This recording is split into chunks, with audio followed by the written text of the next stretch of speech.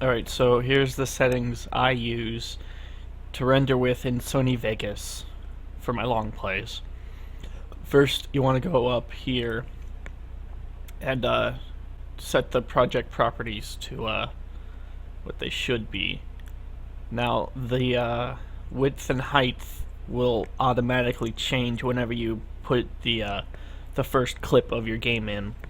So it should change to that, and same with the frame rate, depending on how your frame rate is or what it was recorded at.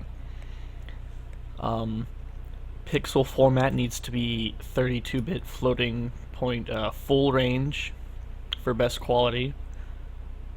Default I think is 8-bit, so you go click that, and then for view transform you want that to be off.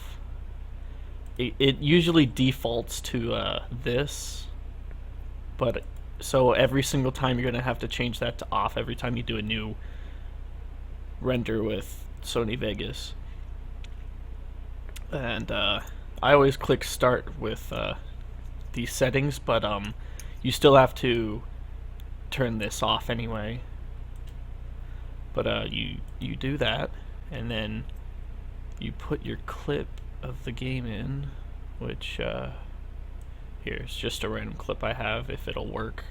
Okay, so Sony Vegas crashed on me because I put a clip in that I shouldn't have.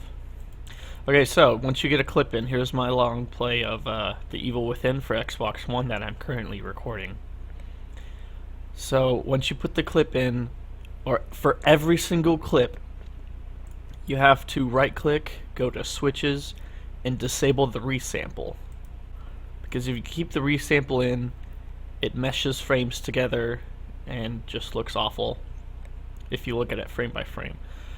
Also, depending on what you record with, it shouldn't be a matter or a problem or anything, but I record with the HD PVR2, and if you do as well, this might happen to you too, where it accidentally doubles the frame rate. Right here you see it's at 59.94, which is 60 frames a second, but the HD PVR2 can only record at 1080p at 30 frames a second, and for some reason Sony Vegas will double the frames, which it's not supposed to. So just put the frame rate at whatever the game is at when you're editing.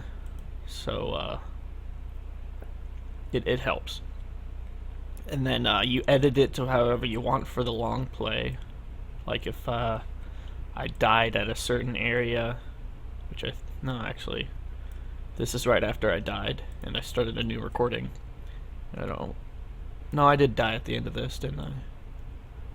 Yeah, I died right here, and then I would put another clip in that I already had after I died, because I stopped recording during the loading screen, like right there, and started recording again while it was still loading.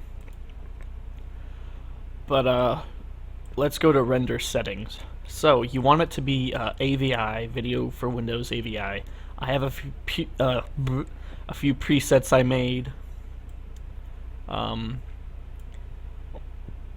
I would suggest you do the same, but every preset needs to use the Lagarith lossless codec,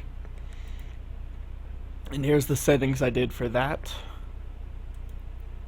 And it needs to be at whatever the frame rate the game is at, which this is 30 frames a second and that's 60, and everything else should be. But yeah, try to make sure that the pixel aspect ratio is the same with the game. When I record some games in 480p, I had to change the aspect ratio to this so that it would not do any letterboxing. And that's, I guess, all you need to know. Make sure the frame size is correct and frame rate, and make sure it's a progressive scan, I guess.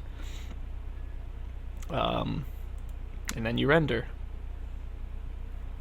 Now keep in mind, it'll make the file sizes huge because it's AVI and Lagarith codec, so that's when you do your normal encoding with Magui, or however you pronounce that.